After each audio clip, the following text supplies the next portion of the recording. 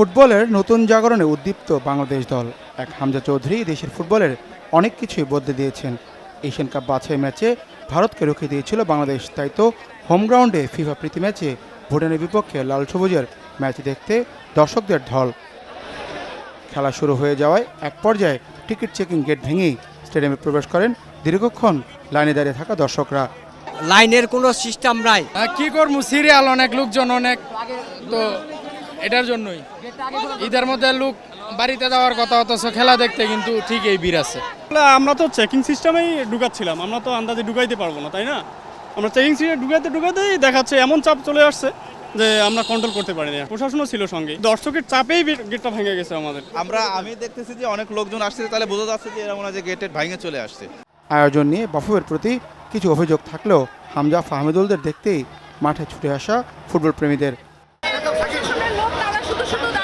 বাফুফে শিখে যাবে ম্যানেজমেন্ট, আমি আশা করি। প্রথম ম্যাচ, নতুন শুরু, আশা করি ভালোর দিকে যাবে সবকিছু, ম্যানেজমেন্ট সহ যা আছে। আমাদের জাতীয় স্টেডিয়ামে এত বছর পরে উদ্বোধন হচ্ছে, সে এক্সাইটমেন্ট প্লাস হচ্ছে বাংলাদেশ খেলছে, তারপর হামজা চৌধুরী যে আমাদের বাংলাদেশের হয়ে খেলছে, এই দেখে এক্সাইটমেন্ট থেকে আমরা দেখতে এসেছি খেলাটা। ফুটবল আবার জেগে উঠবে বাংলাদেশে ইনশাল্লাহ।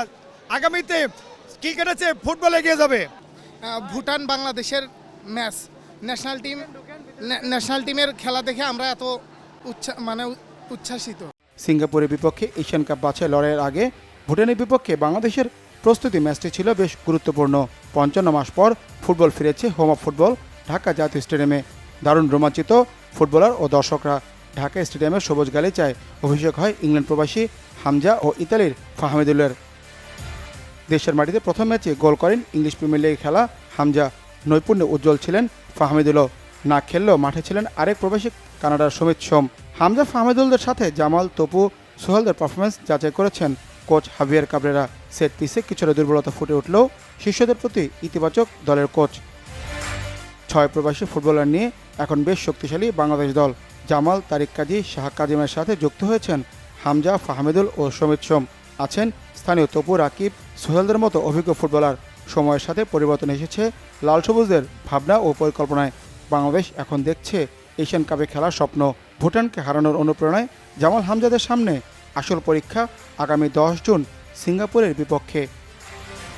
মানিক মাহমুদ, বাংলা ভিশন, ঢাকা।